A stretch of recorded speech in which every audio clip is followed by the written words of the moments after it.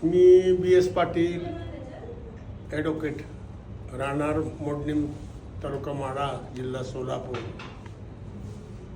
मी सोलापूर जिल्ह्यामध्ये माढा तालुक्यात गेली 50 वर्ष वकिलीचा व्यवसाय केला।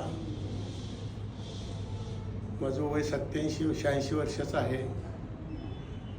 माझं शरीर अवयव चांगले व्यवस्थित आहेत, दात चांगले आहेत, डोळे चांगले आहेत।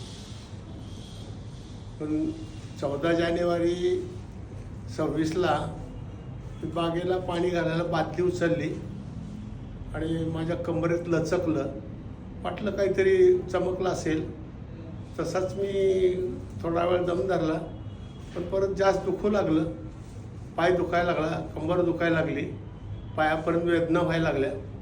पण जिल्ह्यातल्या सर्व डॉक्टरांच्याकडं, जे ऑर्थोपेडिक्सचे सगळे डॉक्टर होते, त्या डॉक्टरांच्याकडं मी प्रयत्न केले, काय उपाय झाला नाही।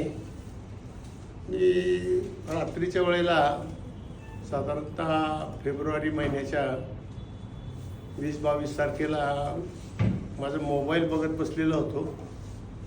त्यात मला एक व्हिडिओ दिसला आणि त्या व्हिडिओचं मी चांगलं आकलन केलं की आपल्यासुद्धा उपयोगाचं आहे। स्लिप डिस्कचा या आजाराचं औषध चालू आहे। पुण्यामध्ये डॉक्टर भंडारी म्हणून आहेत, त्यांचं मी 2-3 व्हिडिओ त्याच दिवशी पाहिले आणि मला वाटलं की आपण डॉक्टरांना भेटल्याशिवाय आपला इलाज होणार नाही। मी ताबडतोब डॉक्टरांना कॉन्टॅक्ट केला। त्यांनी मला ॲडवाईस दिला की तुमची अपॉइंटमेंट मी 4 तारखेला घेतो, त्यांच्या दवाखान्यातल्या लोकांनी सांगितलं।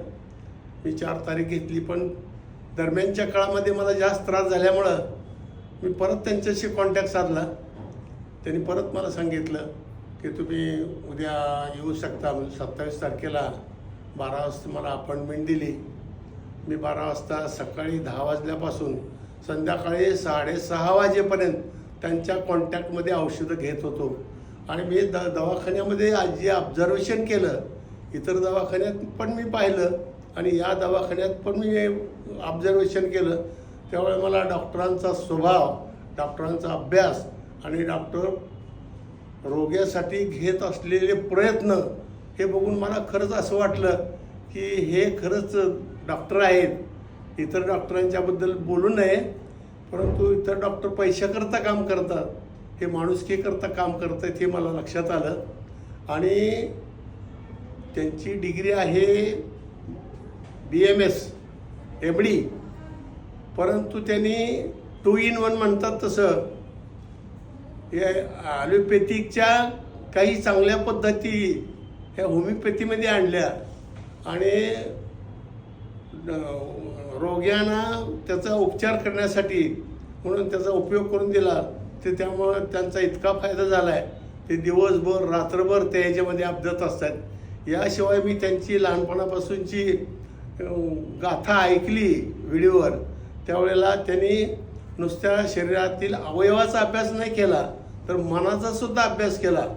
माझ्या माहितीप्रमाणे शरीरामध्ये मन कुठं आहे हे कुठल्याही डॉक्टरला माहिती नाही आणि मनाचा अभ्यास त्यांनी केलेला नाही। परंतु या डॉक्टरने शरीरामध्ये मनाचा अवयव कुठं नसताना, परंतु मनाचं मोठं कार्य आहे हे जाणून घेऊन मनाचा अभ्यास केला। जनरली 99% लोक मनाने पीडित आहेत, शरीराच्या व्याधीनं कमी पीडित आहेत। त्यामुळे त्यांनी या औषधाचा जे आता उपयोग करतायत ते अतिशय सुंदर आहे। याही शिवाय त्यांना मला असं म्हणायचं आहे की ते जे आता प्रयत्न करतायत त्याला परमेश्वर साथ देवो, एवढी सदिच्छा आहे।